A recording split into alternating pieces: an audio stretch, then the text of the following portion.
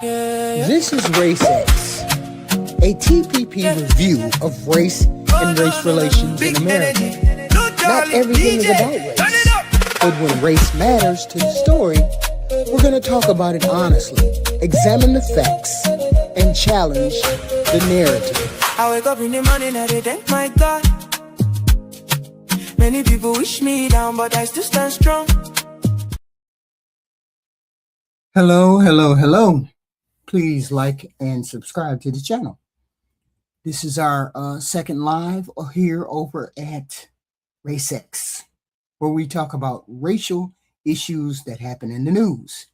So today we have our first candidate for the news is Target. And I have one question for the Target people.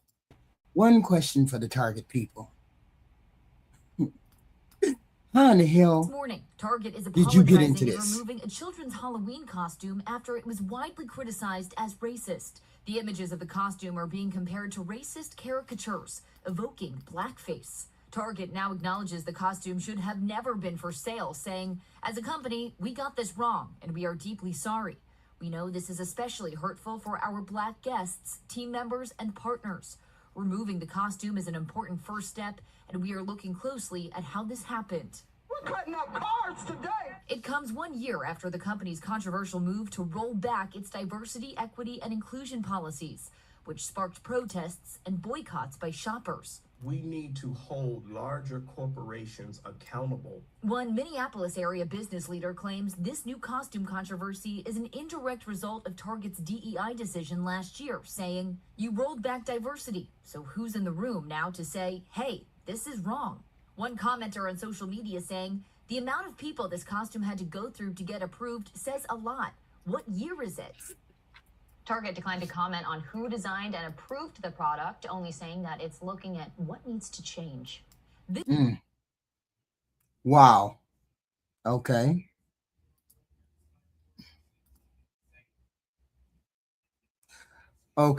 So we have this issue with Target because Target has now pulled the children's Halloween costume after people pointed out that it looked disturbingly unfamiliar or familiar to the racial imagery that came out of old minstrel shows. And Target didn't just sell the costume, right? They put it on a black child to advertise it, which is wild. Now, I want you to look at this thing. Black covering over the face, black gloves, that huge exaggerated toothy grin. I'm not going to advertise that, so I'm not going to show it to y'all, right? That's what it looked like. That huge exaggerated toothy grin from the minstrel shows, right? A little top hat, and then somebody apparently looked at it, all of that, put a black boy inside of it, took the picture and said, "Yep, put that on the website," with orange costume, like a Halloween costume. That's crazy. Who approved that? That's what I'd like to know, because products don't magically appear on Target's website in the middle of the night. Somebody designed it, selected it, approved it, chose the model, dressed the kid, photographed him, selected photographs, and approved the marketing. And apparently, after all of those human beings were involved, who did that? The people who finally had to tell Target, "Hey, this might be a problem," were the customers, which is wild. That's what bothers me. Target has apologized. I get it. They said they got it wrong. Okay? They called the costume offensive and said it should never have been a part of their assortment. Okay, but how did they get it wrong? How did you get it wrong? Because that's a much more important question than the apology. And I'm not going to sit here and claim somebody at Target deliberately said, "Let's make a racist Halloween costume with a boy." I don't have evidence of that, and I don't need to make that claim, right? What I'm questioning is how nobody in this entire process recognized imagery that Black Americans have been looking at for generations. My question, just like we keep asking the same questions about how y'all have all them people on that island with Nolan Wales and nobody saw nothing happen. That's the same thing here. All those people put that doggone costume together and nobody said, "Oh, that shit is wrong," right? Minstrel imagery wasn't some obscure little piece of American history that 3 professors discovered in the basement of a library. Black people were portrayed with exaggerated mouths, teeth, clownish features specifically to make us look stupid, grotesque, and less human. Those images were everywhere in American popular culture, okay? So when black people looked at this costume and immediately recognized something familiar about it, we didn't manufacture history, okay? We remembered history. And this is exactly why I roll my eyes when people say companies don't need diversity in their companies, because everybody should just be hired on merit. That's bullshit. Somebody should have found this. Diversity isn't about putting a black person in the room so everybody can congratulate themselves for being progressive. Sometimes you need somebody in a fucking room who has a different cultural reference point. That's the whole point. Because maybe somebody looks across the conference table and says, hold the hell on. Before you put this black child in this costume, has anybody here ever actually seen a minstrel caricature? That could have saved Target one hell of an apology. And the timing makes this even more interesting because Target has already faced enormous criticism and backlash over rolling back some of its diversity programs, its equity and inclusion initiatives, right? Now, I can't tell you that eliminating those initiatives caused this costume to get approved. We don't know that. But I can absolutely ask whether this is an example of what can happen when the people making decisions don't have enough different perspectives in the room. Because somebody needed to see this before it hit the goddamn stand. Target itself apparently understands how bad it looks because the company didn't defend that costume. They pulled it quick. They apologized and they specifically acknowledged that this was especially hurtful to their black customers, employees, and partners. So don't come into my comments telling me black people imagine the problem when the company selling the damn thing says there was a problem. My issue now ain't whether Target should have removed it. They should have. My question is why black people had to explain it to them in the first damn place. Because if your diversity process only begins after black customers are offended, you've got diversity completely fucked up. Diversity is supposed to help somebody catch the problem before the black child puts on the costume, before the photographer takes the picture, before marketing approves it, before it goes on the website, and definitely before your communications department has to spend Monday afternoon writing deeply sorry apologies. Target says they're investigating how this happened. Good, because I want to know too. How many people looked at that black little boy wearing that costume before somebody finally said, wait a damn minute. Story number two.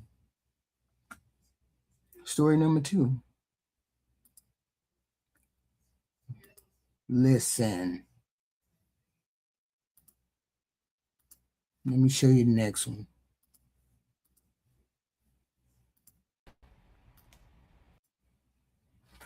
I keep hearing people say racism isn't really a problem anymore, that black people are exaggerating it, or that we see racism in everything.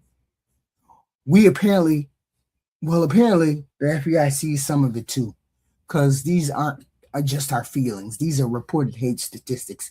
Let's go. Coming in on hate crimes in the U.S., the FBI saying it received more than 7,000 individual reports of hate crimes last year. That would be the third highest number over the past 10 years. But there is a caveat. The number of agencies reporting actual hate crimes dropped by 22%, the lowest in 2 decades. This means the number of incidents may be much higher. I mean, with fewer agencies reporting and such high numbers.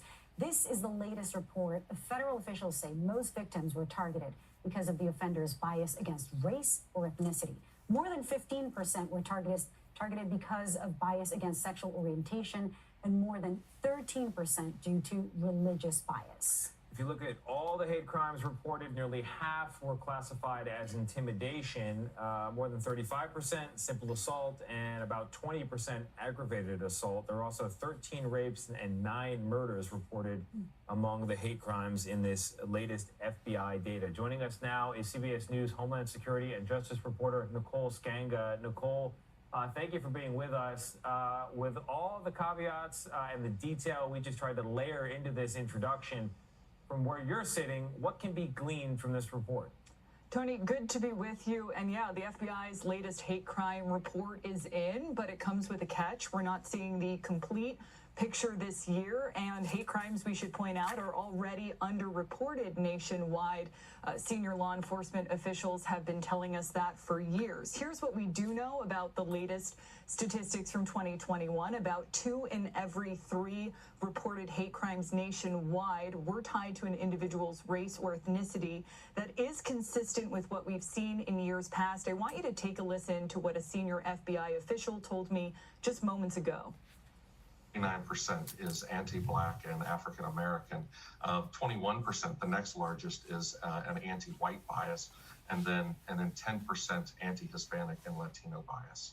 We continue to see that the largest bias group is the anti-Jewish bias, which is about 32% of all religious hate crimes involve anti-Jewish bias, and 21% involve anti-Sikh bias. See, the FBI's newest numbers show that more than 10,000 hate crime incidents were reported in America in 2021, involving more than 13,000 offenses. And yeah, hate crimes actually declined from the year before. That's good news, right? I had absolutely no problem saying that. But now let's look at who has been carrying the biggest burden when it comes to racial hate crimes. The FBI's detailed 2024 statistics show that race, ethnicity, and ancestry accounted for more than half of all single biases hate crime statistics or hate crime incidents. Let's do it right here, right? Let me roll it back a little bit so we can see. Leave it right there. So, and here's the number I want you to remember: 50.8%, 50.4%. That's 50.4%. More than half of those racial and ethnic hate crime offenses were motivated by anti-Black bias, not anti-white, anti-Black. Anti-Hispanic or Latino bias accounted for 14.9%. Anti-white bias was 13.9%. Anti-Asian was 6.4%. So when somebody tells me that Black people just make everything about race, I need you to explain something to me. Why does the FBI keep finding that anti-Black bias represents such a huge share of America's reported racial hate crimes? Because that's a conversation people don't want to have. Nobody's saying every white person is racist. Nobody's saying, hold on. Nobody's saying that every bad thing that happens to Black people is white people's fault.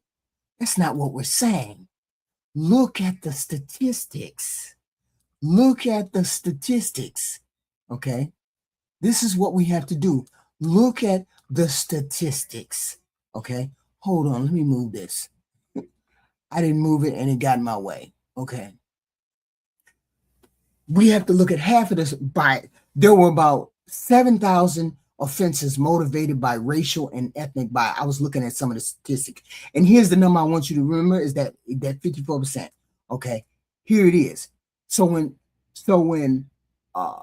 somebody says this is Black people making things up, you have to figure out how you can explain those statistics. They represent the highest share. That they represent the highest share of anti-hate, anti-bias, anti-everything. Okay? And nobody's saying other groups don't experience hate crimes either. I get that. They do. They clearly do. I'm saying that when we talk about racism directed at Black Americans, we're not discussing something we invented because we woke up bored one morning and needed something to say. The federal government's own statistics show that anti-Black hate remains disproportionately represented among reported racial hate crime offenses. And here's something else that's important. These are reported crimes. These numbers don't tell us racist thought somebody had, every racial slur somebody screamed, every discriminatory encounter somebody experienced, or even every hate crime that actually occurred. They tell us about incidents that made their way into the law enforcement system. So yes, hate crimes went down in 2025, and I hope they keep going down, but don't take a decline and turn into a disappearance. That's no such thing. Because when more than half of the racial and ethnic hate crime offenses in the FBI details 2024 were motivated by anti-Black bias, you don't get to tell Black people that racial hostility towards us is something we simply imagine. You can argue with me. I don't care, but you're going to have to do it considerably harder time than arguing the FBI statistics. Here's a story that should bother every black person in the country, because one of the nation's oldest civil rights organizations is now asking Congress, the United Nations, to investigate these suspicious deaths of Americans. And before anybody starts hollering that they're claiming every black person who dies under suspicious circumstances was murdered by a white person, that's not what we're saying. Okay? That's not what we're saying at all. But here's a story for you. Okay? Let me get this on screen. But look at this.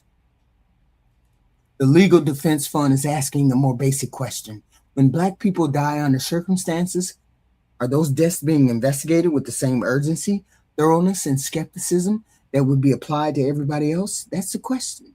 The Legal Defense Fund sent letters to Congress and the United Nations asking for an investigation into what it describes as a growing number of suspicious deaths of black people across the country.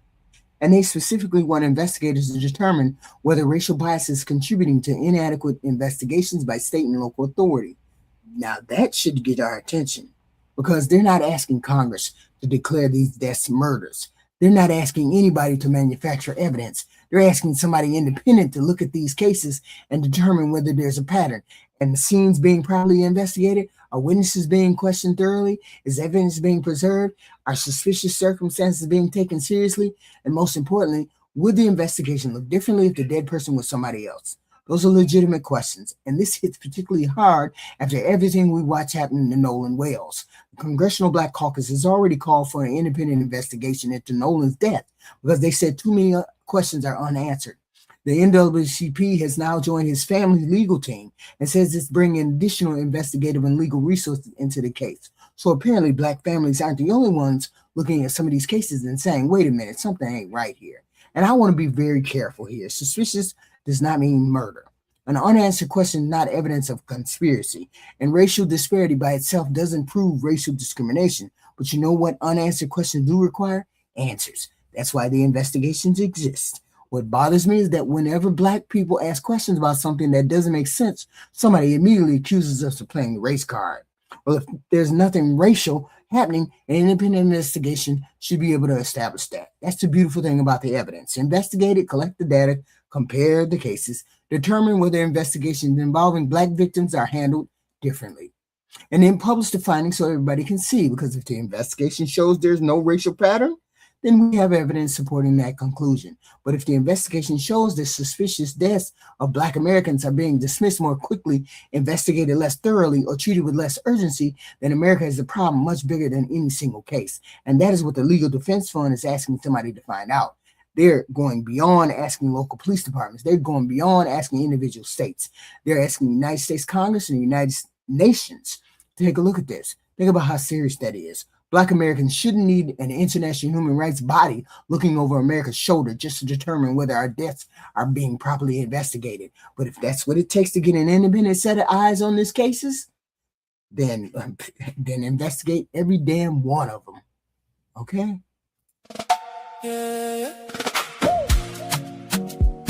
Yeah. Oh, no. Big energy.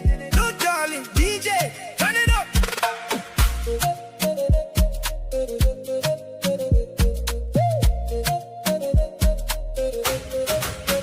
I wake up in the morning and I thank my God. Many people wish me down, but I still stand strong.